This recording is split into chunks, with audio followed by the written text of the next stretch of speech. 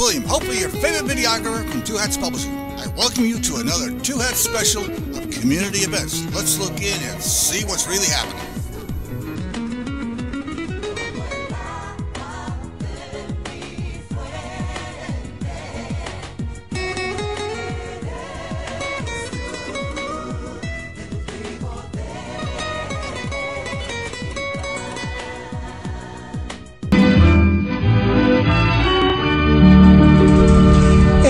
Good afternoon and welcome to Lambda Weekly, and let me try to turn that off. It's not stopping. I'm Dave Taffet. I'm here in the studio with Ron Landis for our guests. This is normal. Our equipment, it's one of our 8-track players that we're very proud of. Welcome to Lambda Weekly. I'm getting off to a great start. I know I've been on the air for an hour and I have no idea what I'm doing right now. I'm Dave Taffet here with Ron Landis. Late Patty Fink has the day off, and she'll be off next week too. Yes. I think that's what she told us. We don't really listen to each other when we tell each other those kinds of things. It's the kind of relationship that we have. Our guests today are filmmakers, Anna Torres and Byron Hunter. And a new film that you're working on is called Te Domine? In Te Domine. In Te Domine. Yes. Yeah, very excited about the film, and before the show, I was talking with Ms. Torres, and we have something similar. We both kind of went to film school, but you have definitely gone off and making your first film. But before we get into that, just tell us about your background. How did you even get started and interested in film, and when did you know you wanted to be a filmmaker? Well, I probably got my first camera when I was like 7 or 8 years old. I was just very in love with movie making, and I couldn't comprehend it at the time. But I was very angry because I got a VHS player, but then my father had a beta player, and I was very upset at the fact that his beta player looked way better than my VHS. They were. Yes. They were. But then I had to understand why VHS had won and gone in the market, because it was cheaper to make. It was. But I was just so angry and devastated that his looked way better than mine, and I think since that point on, I just knew I wanted to be in film. Yeah. And you went to school, right? Yes, I went to MediaTek, yes, for digital filmmaking, yes. All right. And when did you decide, okay, now I'm ready to venture out? This is going to be your first film, correct? This is my first feature film, yes. I met Byron about 2 years ago, and I met him, and I was like, okay, I'm ready. So I had been talking to my friend Gretchen, who's my PR, and I think all of our PR. Yes. So I think I had been annoying her for about 6 years about wanting to make this movie. Good for you. I really love when people annoy Gretchen. It's like the best thing in the world, to blow up her phone in the middle of the night. I have an idea at 3 in the morning. But then I met Byron, and I was like, okay, I think I'm ready to do it. And I just did. So did you write it up? Did you write it all yourself? And the story is mine, but then I hired a good friend of mine, Matthew Fennell, to turn the story into a script. Okay. So tell us a little bit about it. So it's a story about an immigrant moving to America, and just about, the burdens in life, about coming out and then just having to be by yourself completely. And I think I based it a little bit on my life, not all of it, because a lot of stuff was added on, but just like the daily struggles that nobody realizes it. It's like somebody sees like a picture of you and they're like, oh, you're doing great, in social media, but in reality, you're not, So it's just like I wanted to show people the struggles that we go through on a daily basis. Not just being gay, but just in general, being a woman, being a woman of color. So just... And you moved to the United States when? When I was about to be 18. I was 17 and a half, yeah. It was just a few months before my 18th birthday. Okay, so you climbed over the wall? No, I swim. No, I'm just kidding. I didn't. No, I got in a plane. So, yeah. Do planes? We never thought of that. How is this wall going to keep those planes out? Right. It's going to have to be a very tall wall. Yeah, I don't think that's going to happen. We were just talking before the show. I'm always impressed with somebody who speaks English when it's not their native language and speaks it not just fluently. That's impressive, but completely unaccented. Because I can do, I can dabble in about 6 to 10 different languages. It's very accented, no matter what. How did you learn English? I'm just really curious about that, because To me, that is so impressive, people who are multilingual like that. Well, thank you. My father speaks 5 languages fluently, and we had to learn English, my sister and I, since at a very young age. I was never passionate about it because I never thought I was going to have to use it regularly. But then I always liked blonde girls, so then Buffy became huge in Mexico in like 98, 99. Buffy the Vampire Slayer? Yes. I even named my cat after her, you know? So I was like, I couldn't understand it, so I was just like, I'm going to try. So I started reading, and then I got my first computer, and I was just like, I'm going to learn it. Mm-hmm. And I did. And then once I moved to America, then I had to like use it on a daily, so it got better. And like I said, I'm just always impressed with people who are multilingual like that, because that's a talent. Yeah. That's a wonderful talent to be able to have. I'll pick up little bits of languages. Me too. Like, I remember one of my first trips, I was in Scandinavia, and I learned the difference between, and I don't remember how the difference now, but Einstück and Einstück for one piece of Danish pastry and one piece of, and in each of the countries they had, and that's all I ate while I was there, was pastry, and I learned how to ask for it in the different languages. But I mean, you're completely fluent without accent. How did you lose any kind of accent or not pick up an accent when you learned English? Were you watching TV? Yeah, I was just watching TV. I went to a bilingual school. Okay. And when I moved here, I was like, I'm just going to hang out with people who speak English. I mean, I do have an accent, you know, and a lot of words, but I try to avoid them at all costs. Well, especially when I'm on the phone and I have to play nice, you know. I'm like, okay, so yeah, then I remember, okay, I cannot say this word. Okay. Okay, so yeah, so it's like, so I stop, you know, and then I'm like, aha, okay, I can use another. So we all have accents. Yeah. I lost mine, most of it. I grew up in the Bronx, okay. and I grew up talking like this. So I did lose that part of it. So we all have our accents. Okay, so let's talk about your film company a little bit. Your film company is dedicated to doing women's and empowering film, you know. Yes, mm-hmm. Of course, for women. You know. And when did you find it? Your film company? About a year ago. About a year ago. Yes. And I guess here's where I was going with that. It's hard enough to start a new company. Yes. Sure, it is. Any kind of company. Film company is extremely difficult because the product that you're putting out is so expensive. Extremely. Did having this focus on women's and lesbian? Correct. And immigrant? Yes. And what am I leaving out? I might not be leaving out. Did having that focus help your company or keep you focused and motivated, or?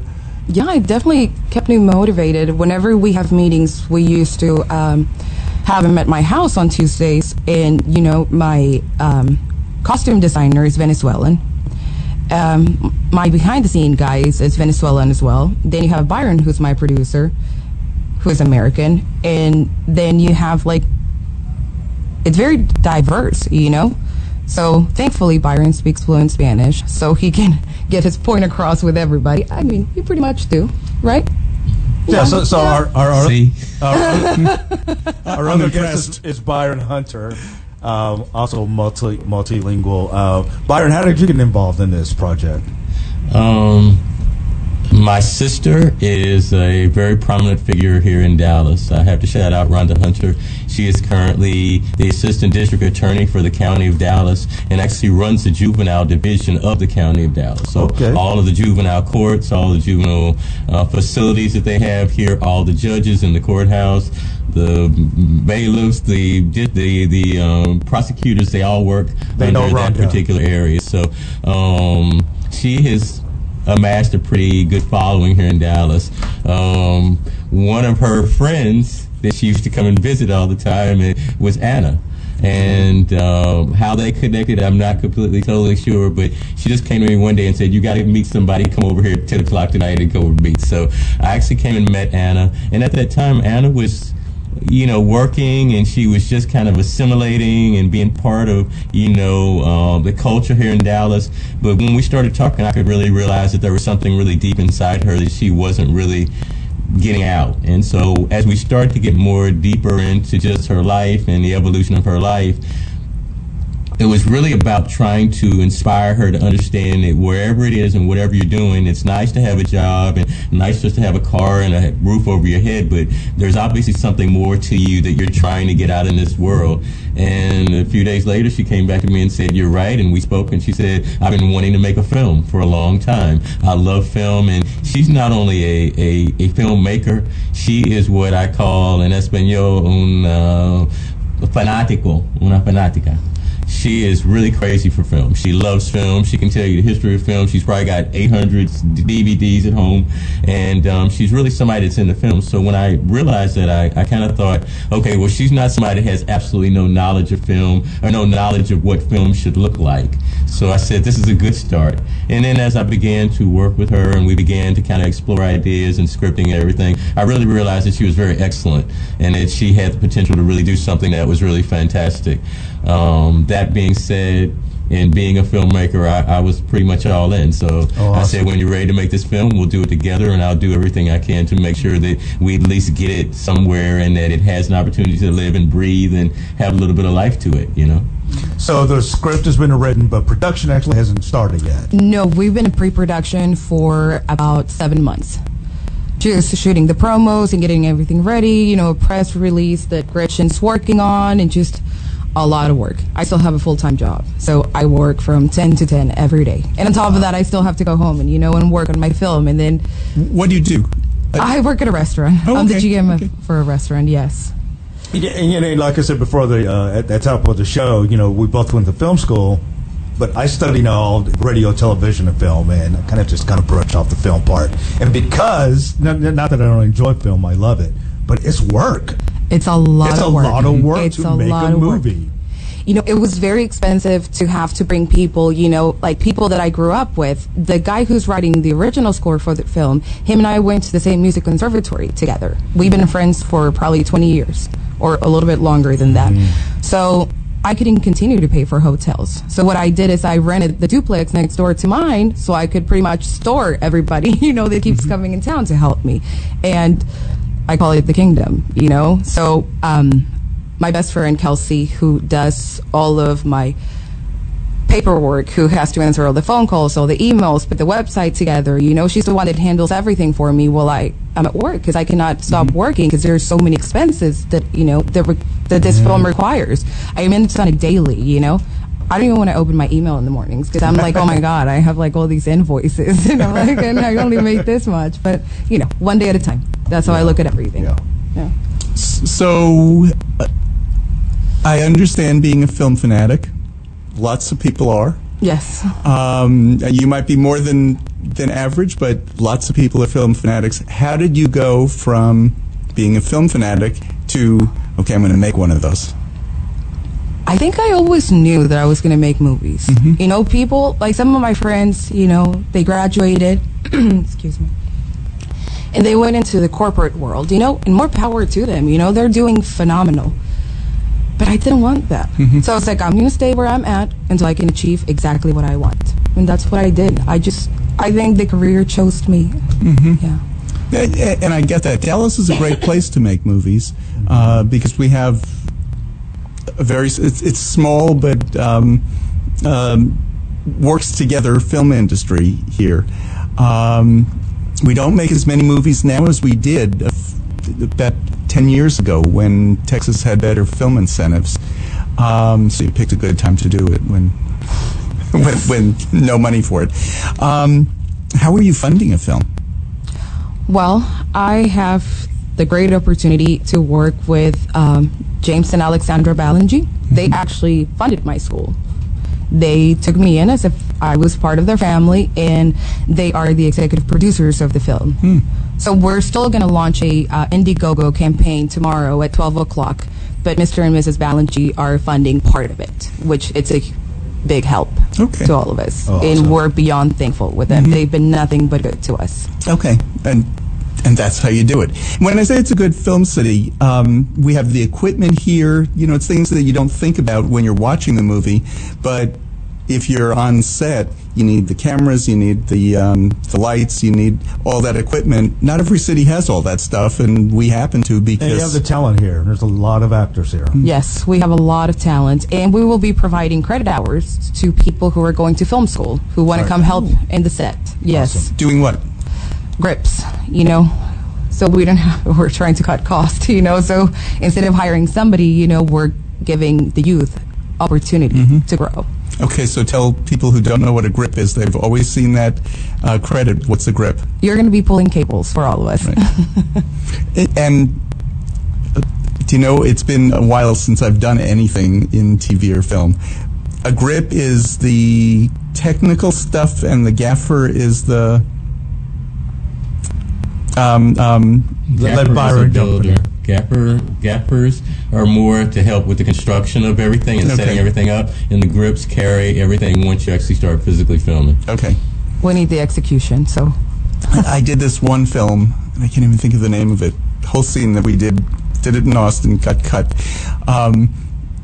But it was a lunch scene in a restaurant, and if a waiter, an actor, was carrying the plate, because this was strict union rules that we were using on this set, if the waiter was carrying the plate and still had it in his hands when the director said cut, he could continue carrying the plate.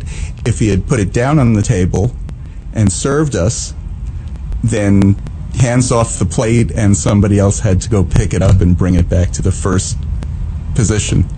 I mean, all kinds of rules that you're working with that seem ridiculous, but part of filmmaking. It's their job, and that's how it works. We need to take a break. You're listening to Lambda Weekly on 89.3 KNON FM. I'm Dave Taffet here in the studio with Laurent Landis. Our guests are Anna Torres and Byron Hunter. They are filmmakers, and we're talking about how to make a film and how they're making their film. And actually, it's more than one film that's being made right now. And Anna, you're starting a studio, so you must have dozens of films and TV projects in the works. Hopefully. Okay. We'll be back with more Lambda Weekly right after this. I'm Dallas City Councilman Adam Medrano, and you're listening to Lambda Weekly on 89.3 KNON FM. And welcome back to Lambda Weekly. I'm Dave Taffet here with Laurent Landis. Our guests are Anna Torres and Byron Hunter. They are filmmakers. Byron, if you could, tell us a little bit about your background. How did you get started in film? It's been a long, long journey, and it's been a very, very cool journey. I'm actually born and raised in Dallas, Texas. Left here to go to college in the early 80s, mid-80s, I guess. And when I got ready to go to college, it was interesting because, I'd been born in Texas. My family's from Texas, Dallas guy, etc. And when I got ready to go to college, my parents kind of looked at me and they said, you know what, Texas is cool, but it would really be, we met in college in Washington, D.C. at Howard. And we just want you to know, when you get ready to go to school, it doesn't have to be SMU or University of Texas or University of Houston like all of your sisters. You should consider other options. So immediately I started looking to the West Coast, or East Coast. And I found a school that I wanted to go to called Rutgers University in New Jersey. And I happen to have relatives in New York City. And I moved to New York. And so most of my adult life I've spent in New York. I've worked in a number of different capacities doing different things, but I always found myself working to help other people who are in media. So in other words, I would work with professional athletes and prepare them to do interviews for TV and other things. And eventually within time, people were like, well, you're good at directing people, so maybe you should try directing film or TV. So I actually started producing television.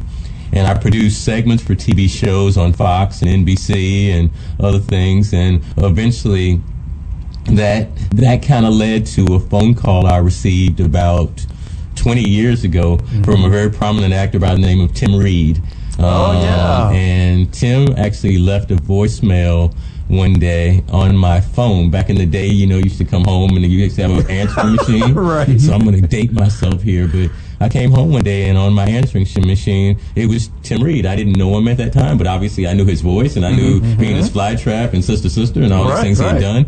And basically his message was like, hey, I know my name is Tim Reed and you may know of me, but I know we've never met, but I am currently working to help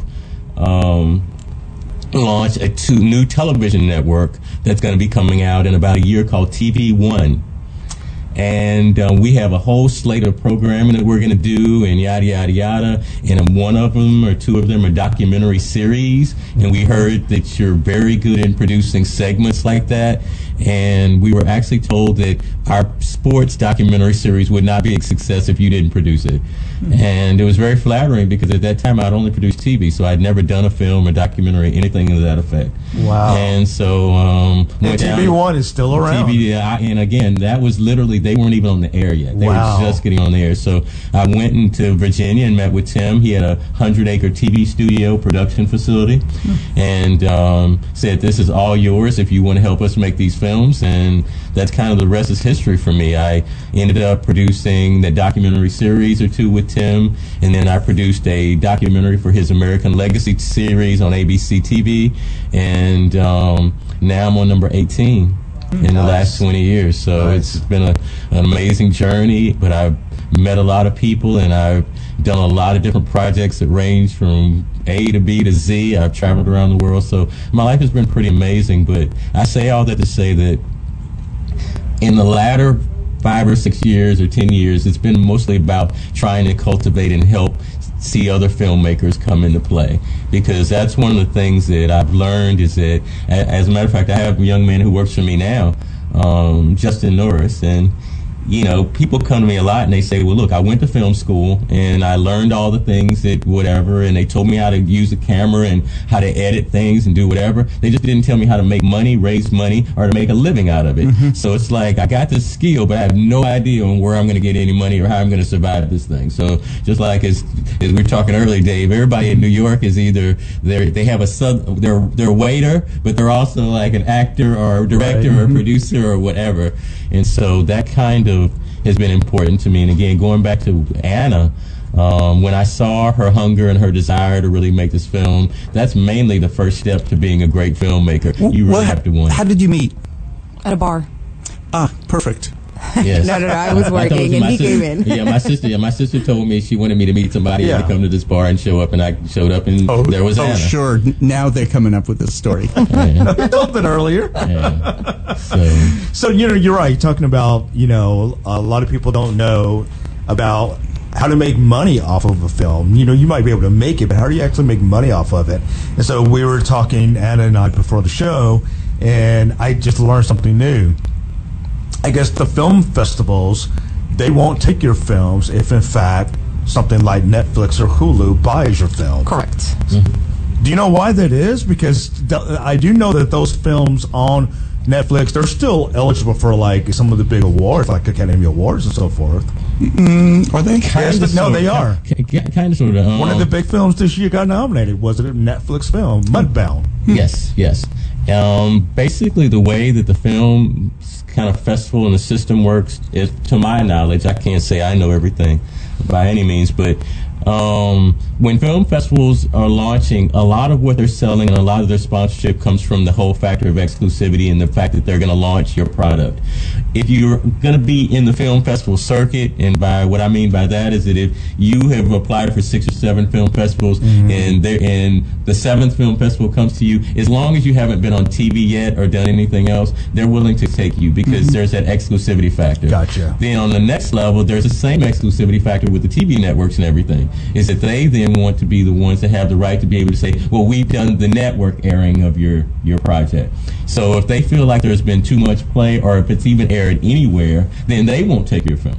So it's kind of interesting because with our documentary I'm working on now, I have local networks that want to do it, because it's a Dallas subject. But I can't give it to them because if I actually play it even on just ABC or Channel 8 here, then that could jeopardize my opportunity to be able to get a multi-whatever deal with Netflix, because Netflix is going to say, when we put it on, we want to be the first ones to do it. You can do whatever film festivals you want, but once we put it on TV, we want to be the ones to do it. So I think it's really the exclusivity factor, and the film festivals want that too. You know, Cannes and Sundance, yes. and the ones that are here, they're, you know, Sundance is kind of like, you know, if we take your film, we want to be the first ones. We don't even want you to have shown it locally. We want to be the first ones. And that's why it has become such an important film festival, because it's really the premiere. You're looking at the premiere of the best in terms of what they view as being, these are the best new films coming out in 2018. And the only way you're going to see them is you have to come to Sundance. And that's really what helps sell that festival. Well, more deals get written there than just about any other festival. Yes. Well, Cannes is still... Oh, Cannes, right. Cannes is still the one. Probably the but number Sundance in the one, United States is Is that the only way to get a distributor? Is as a new filmmaker, is to going through the film circuit, film festival circuit? It is not, but it's easiest because you have to have that exposure, and if you have no other means of exposure, then the film festival circuit is the way. I've always produced documentaries, so even with this feature film, me and Anna, we're taking this, we walk together. You know, I've been involved in helping other people, and I have friends who are amazing directors that do major films. But this is my first feature, so I've always done documentaries. But for example, when I did my deal with Tim Reed and I started making documentaries, we already had a deal with ABC TV. So, and eventually ABC, or the distributor, passed that deal on to me outside of Tim. So he was like, Tim, we want Byron's to make some of your films, and we like that guy, and we want to offer him a deal too. Is that okay? And Tim was like, hey, do whatever. So I, for a long time, never put anything in the film festival because it made no point, because I already, you know, once I got it done, it was like, okay, it's going to be on ABC or ESPN or Fox or NBC in 2 months. So I never actually thought about doing it. But more recently, about 5-6 years ago, I made a documentary called The Lessons of Haiti, and the investor in the film came to me and said, well, Byron, what are we going to do with this film? And I said, well, I already have a TV deal. We're going to put it on TV. It's going to be great. And he's like, well, aren't we going to do any film festivals? And I was like, well, I hadn't really planned on it. He's like, but I want to go to film festivals, and I want to see what people think of my film, and I want to go to LA, and I want to go and do all these things. And I said, okay, well, let's do this. We're in New York City. Let's focus in the New York area. So there's a Harlem International Film Festival, which was coming up. There was a big film festival called the AFI in the Hamptons that was coming up. And I said, let's just put it in 2 or 3 local film festivals, you know, not local because they're still national, global festivals. But I'm like, let's put the things that are the closest to us. Our studio where we worked was literally 3 blocks from where they held the Harlem International Film Festival. I'm like, let's start with that. And the irony was that we won the festival. Oh, and then we won the one after that, and then we won the one after that. So it was kind of like, he was freaking out because he was being able to go and be a VIP at all these festivals. I was freaking out, like, you could actually win a film festival? Now, what does winning do for you as a filmmaker? What winning does is it really puts you out there, because when you win a film festival, everybody's watching that. Festivals always do a press release immediately after the festival announces the winners. And that's usually the biggest thing, is that when you win, or even for somewhere like Sundance, you don't even have to win. You just have to be in it. If you get in Sundance, you can go and take your publicist and your people, and they will sell just by the fact that you're going to be in Sundance. But when you win a major festival, it opens up distribution opportunities, and it opens up eyes to people for you as a director. So, Anna, you couldn't just go to Disney and say, I'm doing this film and I think you need to distribute it. I don't think they like me very much. but I mean, she could, but I could. But we'll let Gretchen deal with all of that. But on that same note, because we talked about this earlier, on that same note, again, just like with the music industry, it's a who do you know and who you can. So again, if Kanye West walks in and says, hey, you need to give this guy a record deal, they're going to, well, first Kanye, they're going to say, oh my God, why is he here? But if it's, let's use another example. But there's a famous musician and they come in and bring in an artist, the likelihood of that person getting an artist, whether nobody's heard him or not, is going to be greater. Sure. So even with the situation that we have now, I have good relationship with some of the major distributors. Sony Classic Pictures, who I've actually dealt with for many, many years. And ironically, I've never sold them anything, but I've referred them to other people who have sold their films because I do documentaries. So they don't really buy a lot of documentaries, but my friends who have feature films, I was like, well, you might not like my documentary, but you might like his feature film. But now they're telling me we're going to start buying your documentaries. So the bottom line is that they have always been a resource for me, and we're going to hope that we can actually walk Anna's film to Sony Pictures and let them take a look. And maybe we don't have to do the festival route, but again, it's an opportunity. So you'd have to do it, make the film first, fund it yourself, and then present a finished film to them. Absolutely. Yes. The best, they give me a little bit of a better deal just because they know my work for the last 20 years, and they'll tell me you only have to make half the film. And they'll look at it and they'll tell me whether they want to do it or not. But you have a body of work that you've Absolutely. done. Right. This is your first film. This is my first, yes. Yeah. So, Well, let's talk more about your film. So, it deals with an immigrant, Yes. young ladies coming out of the closet. Yes. How autobiographical is this film? Not all of it. You know, people ask me that all the time, and there's some stuff that did happen to me, but a lot of stuff was added on. You know, coming out, you know, moving to a different country, yes, all of that was true. And about the suicide part, yes, that was a little bit, some stuff that, you know, I was young, reckless, so just stuff that talk a little bit about that. Well, I was being dumb, you know. I was just a kid. How old? I was 19. Yeah, 19. And what happened? Well, thankfully it didn't happen. No, I had taken a bunch of pills and drank a lot of alcohol, and I didn't show up to school, so I believe I dialed someone's number, and 3 of my friends realized that I wasn't at school, so they called the cops, and then they showed up to my house. So that's how Took you to the hospital, yes. and Yes. they were able to save you. Yes. And then the accident did happen as well. Yes. Tell us about that. I flew off the highway with 2 of my friends at the time, and I couldn't walk for a while. I have problems with my spine. I shattered it in 7 pieces. So it's difficult for me to walk, you know. It's like if I'm on the go all day long, I'm okay. But if the minute I sit down, you know, that my body just like cools off, it's very difficult for me to get back up. But I think it's what makes me like keep on going, you know, every day. And after your accident is when you came out to your mom? Yes, to my mom, yes. And how did that go? She locked herself in her room, you know, and she cried. I couldn't get up, but my sister told me it's okay. My sister and I are 7 years apart, so my sister was very young. She was like, "Don't worry about it. She's crying, but she'll be fine tomorrow morning. I know her." And I was like, "Okay." And she did. She came out, you know, the next day. She was like, "Are you okay? Are you hungry?" And I was like, "Yeah." And she's never given me a hard time. But my father wasn't that great. You know, my parents separated when I was very young, and I haven't seen him in about 13 years. But I think we're in the process, you know, of like making amends. Okay, good. Well, that's good. Yeah. Because that's a long time. It's been a long time. And you know, I've shared with you, and I've shared on air before. You know, I went to similar with my dad. Yeah. But it wasn't for 13 years, so that's a long time. Yeah. Yeah. You know, he's really never like done anything like wrong. We just went our separate ways. You know, he comes from a very conservative family. He's very open-minded to the world, but not when it comes to his children. You know, and I think that's like for everybody. It's common. Yes. So I don't judge him. You know, I still love him. And so, was it hard to incorporate those things into the film? Or it's like, oh, no, this is too personal.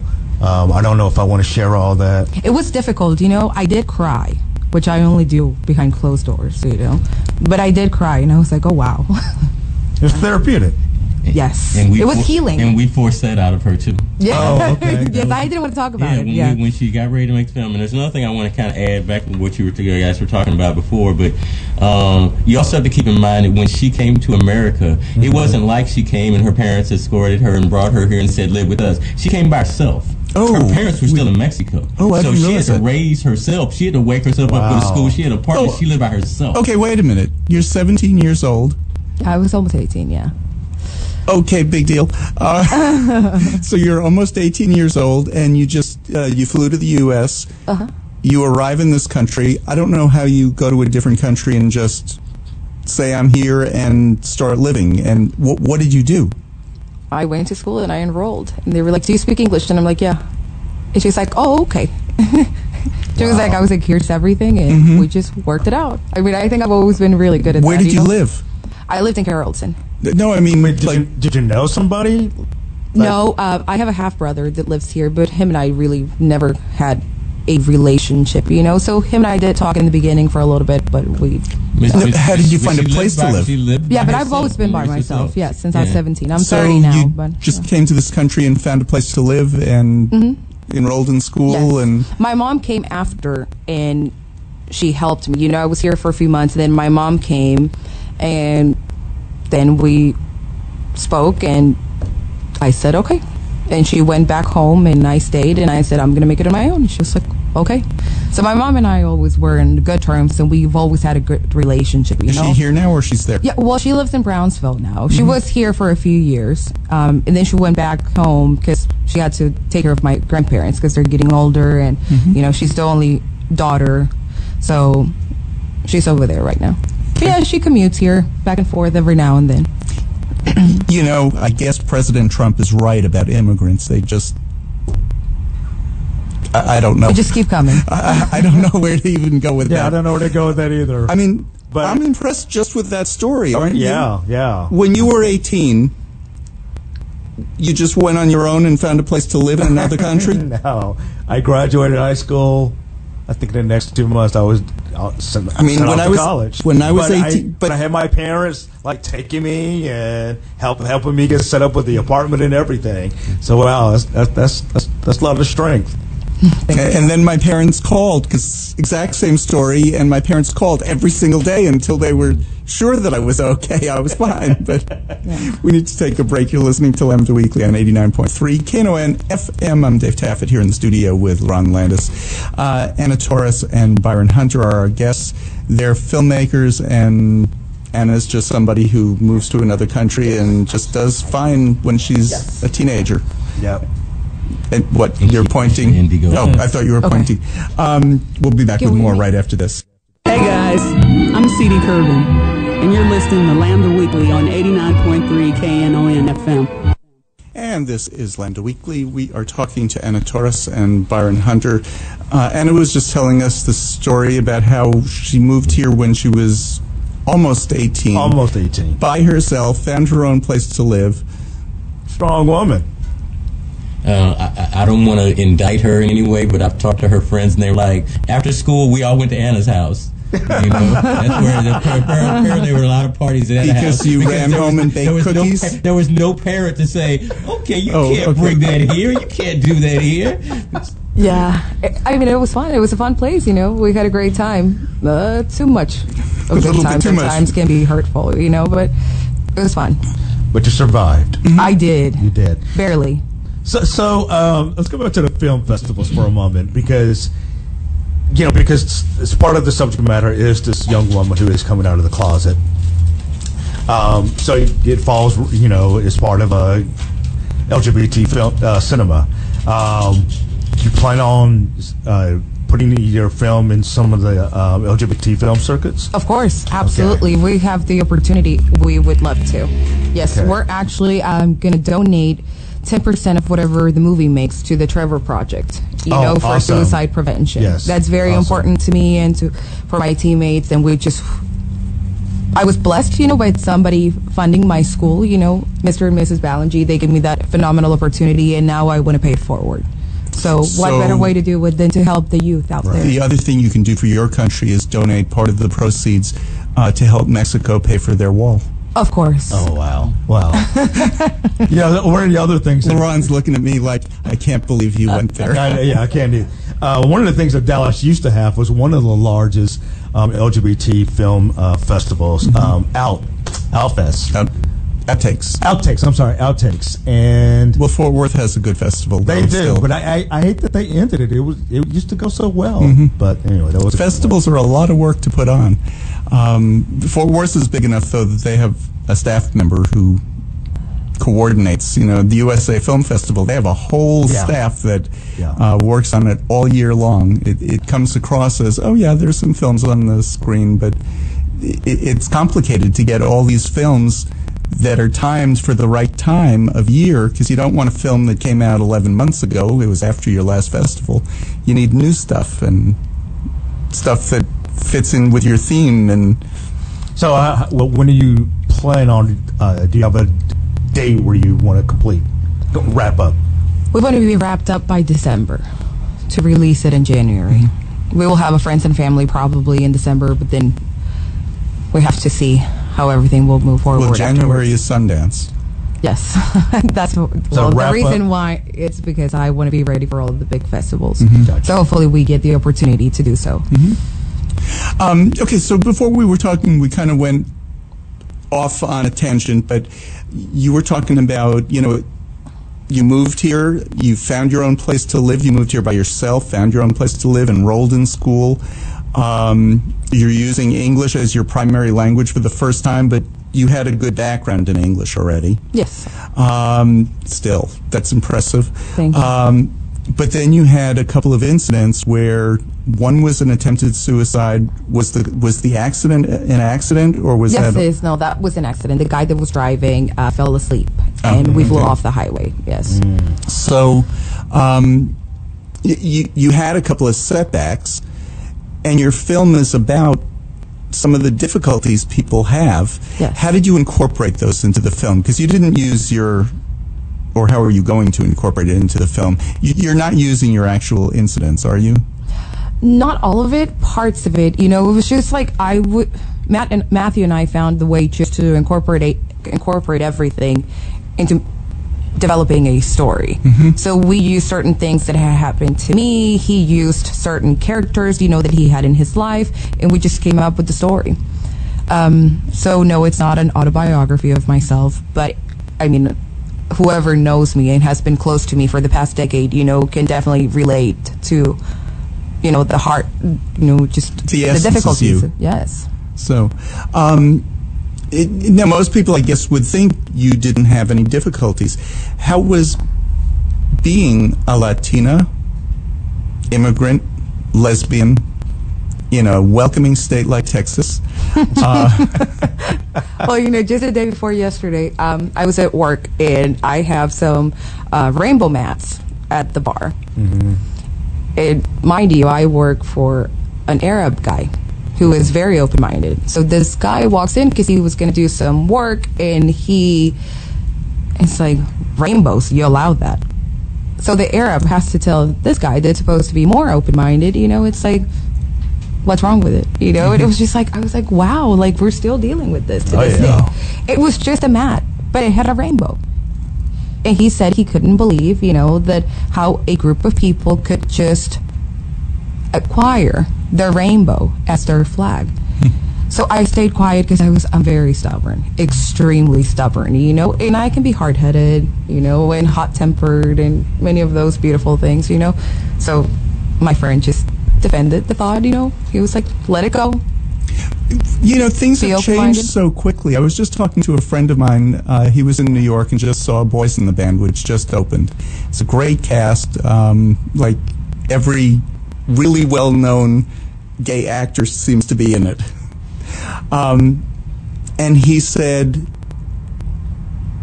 he didn't love the acting in it. He loves the actors, didn't love the acting because he wasn't buying.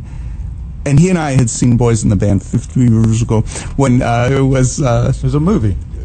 It was a play. I know. Off Broadway. I know. But he didn't buy that any of them, because they were all born after the play was written, any of them really understood what was going into the angst there. And that's 50 years, but just over the last couple of years, I was interviewing somebody recently, and I asked her, and it was for a written story. I asked her, okay, so you're married? She said, yeah. What kind of wedding did you have? She said, it was just a traditional wedding. And I loved that, because just the fact that somebody who's in their 20s could say two women getting married was a traditional wedding in any way whatsoever. I love that, but it shows how fast we've changed. Yeah. So you're saying, somebody came in, why are rainbows there? Yeah. Because it's been so fast, it's just passed right over a lot of people. Yeah. I mean, it is rare whenever somebody does make a comment like that to me, because sure, I'm like sure. very nonchalant about it. It's like everybody knows I'm gay. Nobody has to ask. The minute I open my mouth, they know. But it's something that nobody makes a big deal about it. I think in the film I want to show people that we're normal people as well. We eat, we go to school, we work. We function the exact same way that every human being in the world does. Yep. So it's not a lesbian film. It's film just about, a movie that happens to be with a lesbian character. Right. So, it's just we're talking about Texas and how times change and so forth. Hunter, can you talk a little? Byron, can you talk a little bit about what the differences are working up in New York on film and movie projects as opposed to coming down here in Texas with this culture? Is it more of a challenge working on that stuff down here? Do you really want me to answer that while I'm in Dallas? Or can I go back and do this interview in New York and then we'll answer it there? Please do. To be quite honest, and you all were correct, Dallas has had a great history of film, but unfortunately in the last few years, and even as recently as this year, all of the funding has been seeped out of it. Atlanta is prospering mightily because they have the best incentives, for any part of the country. So what I find is that it's harder here because the community is obviously not as large as it is in New York or LA, but it's also hard to get people to really embrace it and put it forward. Occasionally you find films made in Dallas, but they tend to be people coming from other areas to make them here.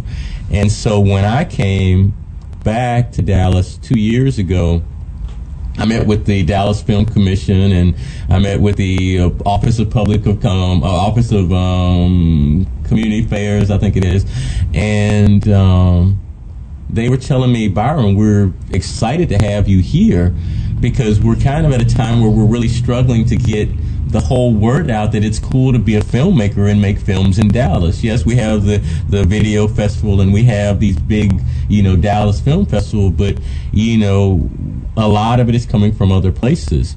And I think the biggest challenge that Dallas has faced in recent years, and especially from someone who's been living in New York most of his life, is a little bitty city called Austin, and this little festival they got, I think, is a little tiny thing called South by Southwest. That's right. So what you tend to find is everybody wants to be in Austin who's a filmmaker, and not a whole lot of people are saying, let's go to Dallas and do whatever. I have talked to filmmakers here. Most of them are older and have access to money.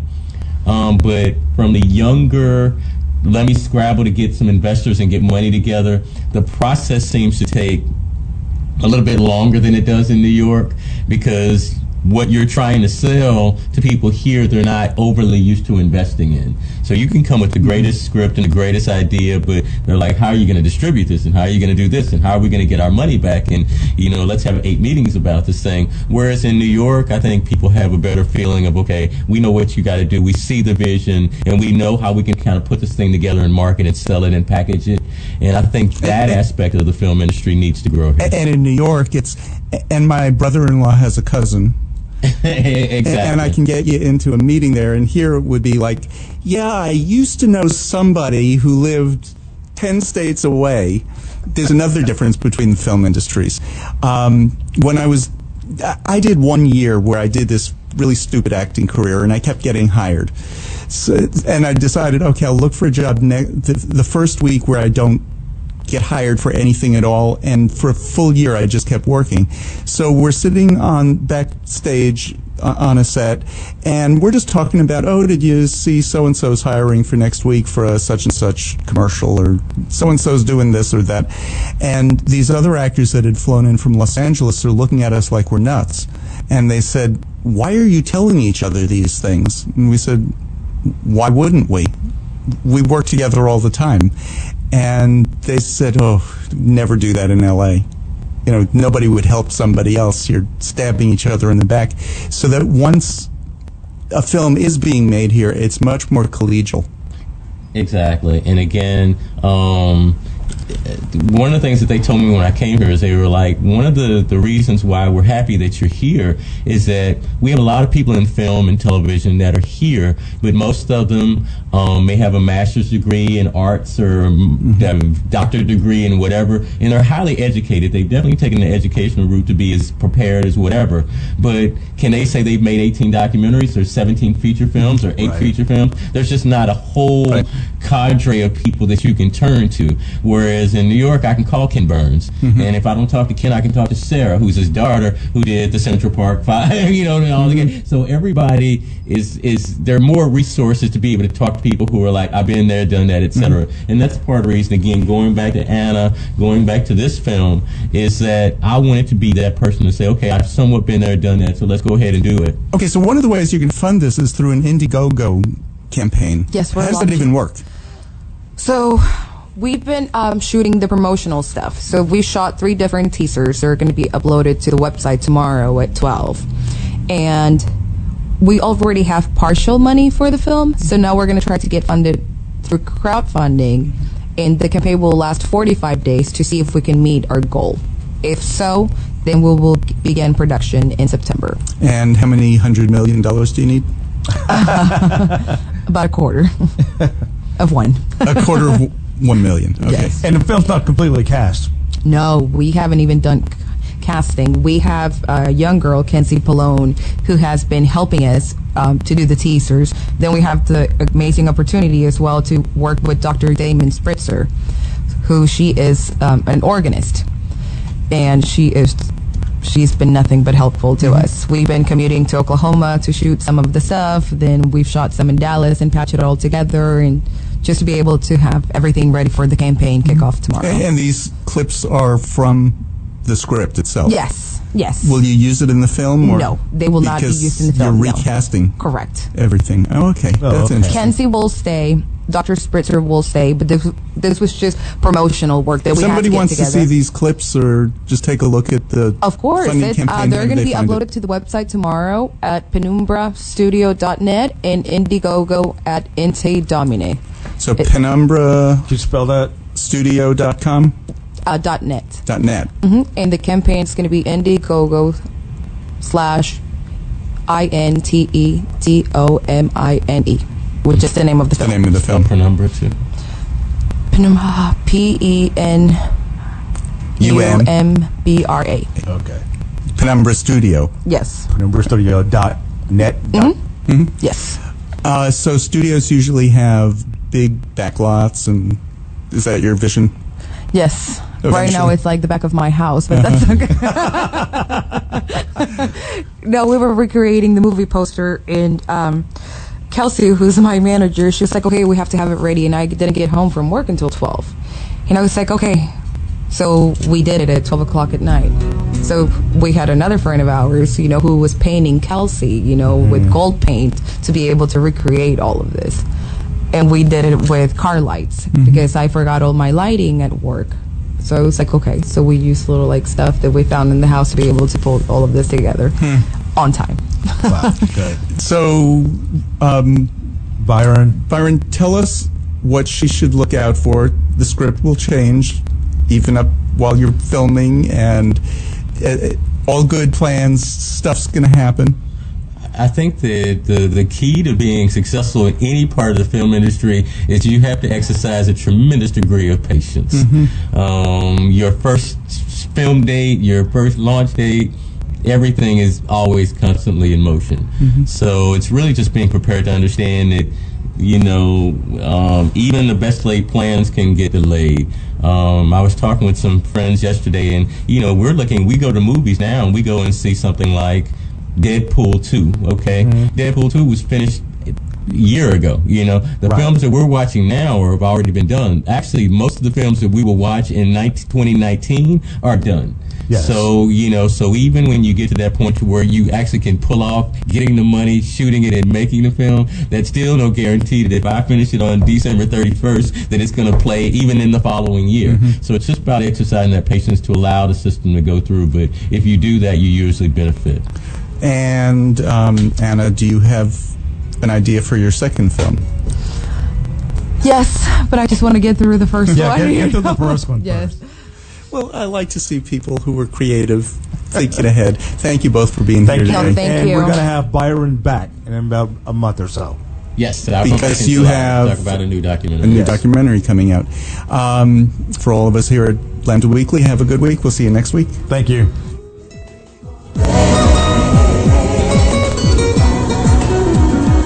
This is William, hopefully your favorite videographer from Two Hats Publishing. I hope you enjoyed this video. If you like it, please leave comments below, or like, follow, or subscribe to us and get notices of all our videos. We love it, even when you call.